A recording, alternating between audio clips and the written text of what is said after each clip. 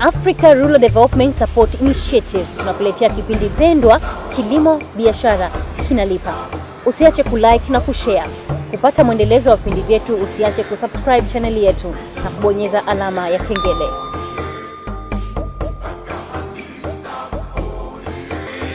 Naam, karibu mtazamaji katika kipindi chako pendwa cha Kilimo Kinalipa. Tanzania tajiri inawezekana. Hiyo ndio kauli mbiu yetu ya siku zote. Kama kawaida, mimi ni Janet Leonard ninayekuletea kipindi hiki nikiwa na mtaalamu wetu mwelekezi Bwana Herment Mrema. Yako mengi ambayo na kuahidi leo utajifunza, lakini nataka tulima kidogo tuweze kujua yale yaliyojiri ile wiki iliyopita kama hukupata nafasi ya kuona. Mzee Mrema, karibu. Oh, asante sana. Habari za siku chache zilizopita? Oh, kwa kweli nzuri sana. Hebu nipe kidogo kabla hatujawaambia watazamaji yale yaliyopita kwa ufupi. Mimi nataka uniambie wiki yako imeenda vipi kutokana na kipindi hiki cha Kilimo Kinalipa. Bana, wiki yangu ilikuwa na hamasa kweli, kwa sababu ilitokea nikafunga safari mpaka Chamwino. Aha. Nimepata mwaliko wa wakulima wa kata ya Haneti na Zigirwa. Oh. Wale wakulima wanataka watekeleze sasa kilimo cha kibiashara. Aha, huu mfumo mnyororo ongezeko la thamani. Kwa maana nyingine sasa tunaweza tukasema mwitikio ni mzuri, sasa tunapata mwitikio chanya. Yaani katika mitikio mingi ambayo tumeipata, simu ni nyingi mno, kumekuwa na watu wengi sana wanapiga, lakini tumeona kwanza tuanze na hawa wakulima wa Haneti na Zigirwa ambazo ni kata za Chamwino, kwa sababu ya zao la alizeti lina fursa kubwa sana, hasa tukiangalia mkakati wa serikali na Tanzania kufikia mahitaji yake ya mafuta ya kula. Na tumeona uzalishaji wao ni mzuri sana, wana hamasa sana. Kwa hiyo tulikuwa pale tukatembelea vijiji 10 hivi. Na tayari tumewachia kazi. Na tumewachia kitu kinaitwa Hope. Yaani kufika kule usikia Hope Haneti. Hope Zigirwa. Kwa hiyo matumaini wanayo. Wanafanya kilimo chenye matumaini sana. Tumepata ushirikiano mkubwa sana. Tukutana na benki ya kilimo. Wanasema wako tayari kushirikiana na sisi. Kwa kweli wanachongoja sisi tuwapelekee tu mpango biashara ambao unatekelezeka. Naam, ni faraja kuona kwamba sasa wakulima wameanza kuamka, kwamba sasa wanataka waanze kufanya kilimo chenye tija, kilimo biashara, iweze kuboresha maisha ya mkulima mwenyewe binafsi, lakini pia tuweze kuchangia pato la taifa, tuwe katika uchumi wa viwanda. Tunasema Tanzania tajiri inawezekana. Basi mtazamaji, mkulima, kama ambavyo mmesikia mzee Herment Mrema kwamba sasa wakulima wenzetu wameanza kuwa na mwamko, wanataka kuanza kujiunga katika vikundi waweze kufanya hiki kilimo biashara. Yamkini hukufanikiwa kuona vipindi vyetu vya nyuma vilivyopita na utataka ujue kwa undani zaidi hiki kilimo biashara kinafanya kwa namna gani. Bwana Herment Mrema unaweza ukampata kupitia namba za simu ambazo zinapita katika television yako. Unaweza ukapiga simu, unaweza ukatuma message, atakuwepo kwa ajili ya kuyajibu maswali yako yote na kukupa maelekezo yote ambayo unayataka. Kwa hiyo usiwe na hofu kwamba labda hukufanikiwa kuona vipindi vilivyopita. Lakini nataka nikurudishe nyuma kidogo kwa kipindi ambacho kimepita mzee Mrema. Hebu tuambie, tulikuwa tunaongelea mpango wa biashara kwa mtu ambaye hakufanikiwa kuona kipindi kilichopita. Hebu ambie wakulima, nini maana ya mpango biashara kwa ufupi kidogo ili tuweze kupata kile kionjo kilichopita? Naam, hasa ni kwamba tulikuwa tunaangalia umuhimu wa kujua kitu gani unachotaka, utakifanya kwa mfumo upi, kwa wakati gani, utarishirikiana na watu gani, unahitaji vitendea kazi vya aina gani. Sasa hatua zote hizo au katika kuweka mawazo yako katika mpangilio, ina maana sasa hapo unatengeneza mpango biashara.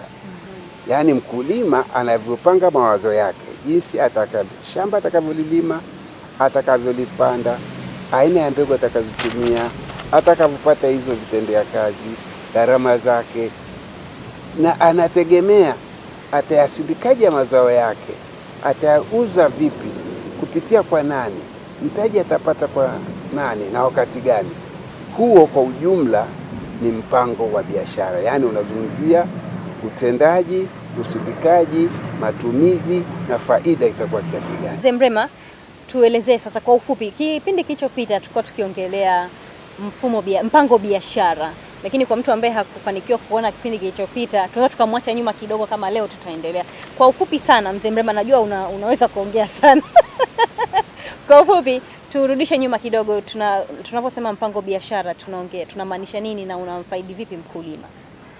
Wakati tunazungumzia mpango biashara tunamaanisha hatua zote ambazo ni za upangaji wa utumiaji wa rasilimali, kiasi gani atakachokitumia, kwa muda gani atakachokitumia, gharama zake zitakuwa ni kiasi gani, na atasindika vipi akifanya kazi na wadau wengine, atauza vipi mazao yake au bidhaa zake, ili aweze kujua kwamba kabla sijaenda shamba mimi nategemea nipate faida kiasi gani. Kwa hiyo malengo yake ni haya.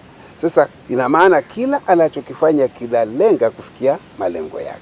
Unaangalia kipindi cha Kilimo Kinalipa, Tanzania Tajiri Inawezekana, na mimi Janet Leonard pamoja na Helmet Mrema. Leo tunaangalia namna utekelezaji wa mpango biashara. Muda mfupi Mzee Mrema ametuelezea kwa kifupi kuhusiana na huu mpango biashara ukoje.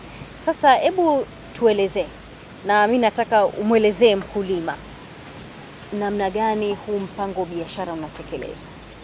Sawa kabisa. Unajua, kwa mfano mkulima anao tayari mpango biashara ambao tayari unaonyesha anategemea kupata faida kiasi gani.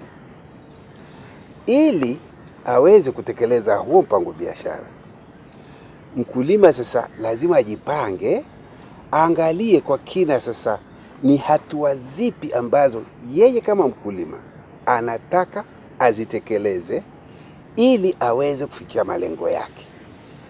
Vinaanza sasa vile vitendea kazi. Hivyo vitendea kazi atavipata kwa mfumo upi? Kwa mfano utakuta kwamba mkulima katika utayarishaji wa shamba anahitaji labda trekta.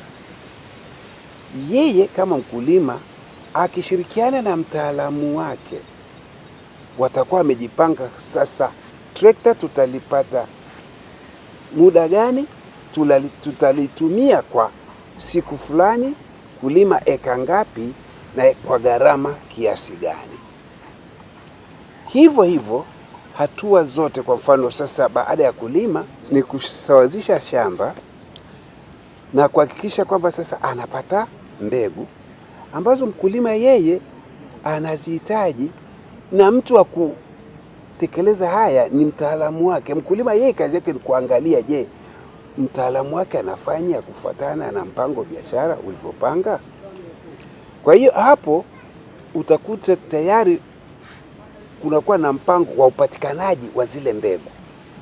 Mbegu zitanunuliwa kwa fulani, kiasi fulani, za aina fulani na za ubora kiasi gani, na malipo ya hizi mbegu itafanyika kwa mpango fulani. Kama ni mkopo, utakuwa na utekelezaji kwamba labda anayepanda hizo mbegu yeye atatengeneza ankara ya madai, mkulima ataitia sahihi kukubaliana kwamba shamba kweli limepandwa, mtaalamu yule atatia sahihi kwamba kweli imepandwa kitaalamu, na yule aliyepanda sasa alitoa ile huduma anakwenda benki kwa ajili ya malipo.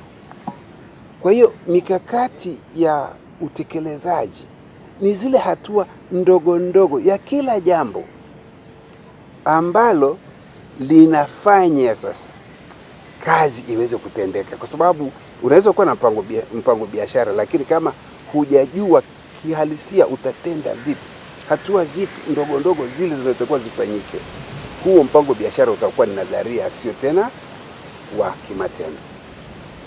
Kwa maneno mengine, huu mpango biashara unampa mkulima picha nzima ya kilimo kitakavyokuwa, ni kuanzia kupanda mpaka kuvuna mpaka kuuza, vyote viko hapo. Ni kweli, ni kweli. Umeongelea swala la vitendea kazi. Naam. Kuna jambo lingine natakiwa liwepo pale, make umesema kuna vitendea kazi namna gani, na umeongelea pia kuhusu mbegu, wataalamu. Kuna lingine kabla tujianza kwenda kuulizia wahusika. Vitendea kazi ni vingi. Kumbuka katika kilimo kutakuwa na utayarishaji wa shamba, kutakuwa upandaji, kutakuwa upaliliaji, kutakuwa na uvunaji, kutakuwa na kusafirisha, kuweka mazao ghalani kama tunazungumza nafaka, kuchakata yale mazao yawe bidhaa, vifungashio, na vile vile kuyatoa sasa kwenye ghala la mchakataji kupeleka kwenye usambazaji. Sasa utahitaji vitendea kazi vingi sana hapa katikati. Kwa mfano, umeshatoka katika kupanda, kuna kupalilia. Sasa hivi tunaona teknolojia kwa wakulima wengi imekuwa kubwa. Kuna mashine ndogo ndogo zile ambazo zinaweza kutumika kupalilia. Alafu vile vile kuna mashine sasa za kuvunia, wanazita combine harvester kwa kizungu. Hizi ni mashine ambazo zinaweza zikavuna mazao mbalimbali ya aina mbalimbali, na tukawa na hasara kidogo sana zinaweza zikatokea kwa ajili ya upotevu wa mazao shambani. Kwa hizo mashine zinasaidia sana kuhakikisha kwamba mazao mengi zaidi yanavunwa kuliko yanapoteza. Kumbuka, Tanzania kwa ujumla 30% mpaka 40% ya mazao yanapotea shambani wakati wa kuvuna na kupeleka ghalani. Ama ni wakati wa kuvuna au wakati wa kusafirisha. Utakuta umeweka labda kwenye pikipiki inapita kwenye mashimo, inaanza kumwaga. Ukifika kule umeshapoteza kilo 5. Saa nyingine unakuta umevuna na watu wanavuna.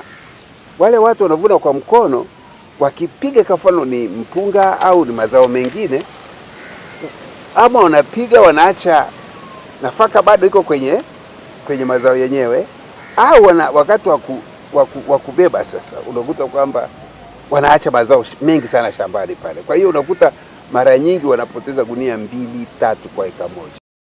Africa Rural Development Support Initiative tunakuletea kipindi pendwa Kilimo Biashara Kinalipa. Usiache kulike na kushare. Kupata mwendelezo wa vipindi vyetu, usiache kusubscribe channel yetu na kubonyeza alama ya kengele.